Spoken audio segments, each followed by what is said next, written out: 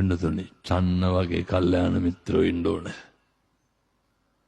චන්න වගේ යාළුවෙක් ඉන්න ඕනේ. මොකටද චන්න වගේ යාළුවේ? යථාර්ථය පෙන්නලා දෙන්න, හරි පාර පෙන්නන යාළුවෙක් අපිටත් මේ සංසාරේ හදාගන්න එහෙම යාළුවෝ. වරදින්න දෙන්න නැතුව හරි පාර පෙන්නන මිත්‍රයෝ හදාගන්න අපිට ඉන්න ඕනේ. පින්නතුනි දැන් අර නේ උයන් කෙලිය ඉවර වෙලා ආපහු වෙනකොට ඇහෙනවා නේ නිබ්බුත පද ඇහෙනවා. නිබ්බුත පද ඇහෙනවා. රාහුල කුමාරයා ඉපදිලා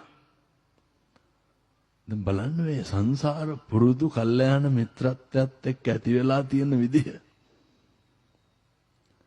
මම මේ කියන්නේ මෙසේරම හෙට ඉඳන් මහාන වෙන්න යන්න ඕන කියලා නෙමෙයි හොඳේ. සංසාර යහපත් පුරුදු ඇති කරගන්න තියෙන එකම අවස්ථාව ඔය මනුෂ්‍යාත්ම භාවය නිසාමයි මේ විදිහට දේශනා කරන්නේ.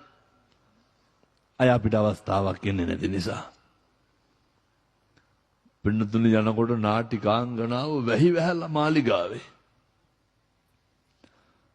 සංසාරේ කරපු පුණ්‍ය කෘත මහිමේට බෝධිසත්වයන්ට එකකින්වත් සැනසීමක් නැහැ.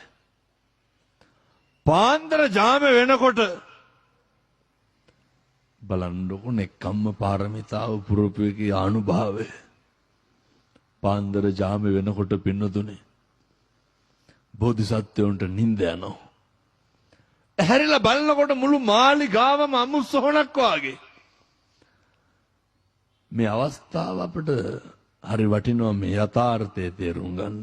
අර ඊට ටිකකට කලින් මේ දෙව්දුව වාගේ හිටපු දේව දූතිකාව වාගේ හිටපු නාටිකාංගනාව ටිකකින් බලනකොට පින්නතුනේ අර අමුසොහනක් මැද්දේ නැගිට්ටා වාගේ බෝධිසත්වයන්ට කුණු කෙල පෙරාගෙන අර සුවඳ වස්සුණු මැකිලා ගිහිල්ලා බලන්න ජීවිතේ යථාර්ථය පෙන්වන විදිහ. ඒ මොනදේ මොන විදිහට ලස්සනට තිබ්බත් ටික වෙලාවයි කියලා කියන එක පෙන්වන එක උන්වහන්සේට තවත් කලකිරුණා. පින්නතුනි කතා කරනවා චන්න ඇමතිට. කතා කරලා කියන්නේ මොන ආශ්‍රය සූදානම් කරගන්න කියලාද? අර කන්තක ලෑස්ති කරන්න කියනවනේ. මොකද මේ කන්තකම ලෑස්ති කරන්න කියන්නේ? ලක්ෂ ගාණක් අශ්වයෝ හිටපු මාලිගාව කන්තක සූදානම් කරගන්නලු.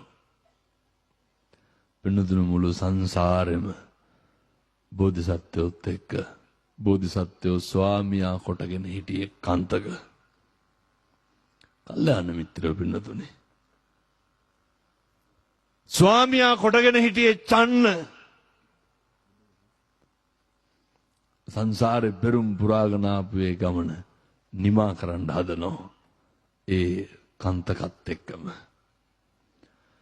මුළු සංසාරෙම බෝධිසත්වයන්ගේ පාද පරිචාරිකා වුණේ කවුද? යශෝදරා උත්තමාවිය. එහෙම නොහිටියනම් ඔහොම යන්න පුළුවන්ද?